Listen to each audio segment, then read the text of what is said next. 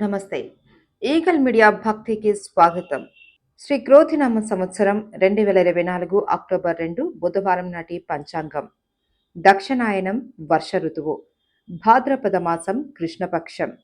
సూర్యోదయం ఉదయం 6 గంటల 10 నిమిషాలకు, సూర్యాస్తమయం సాయంత్రం 6 గంటలకు.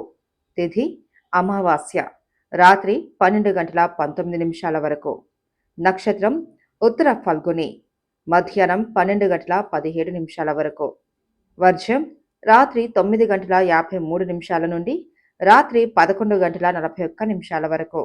దుర్ముహూర్తం ఉదయం 11 గంటల 41 నిమిషాల నుండి మధ్యాహ్నం 12 గంటల 29 నిమిషాల వరకు.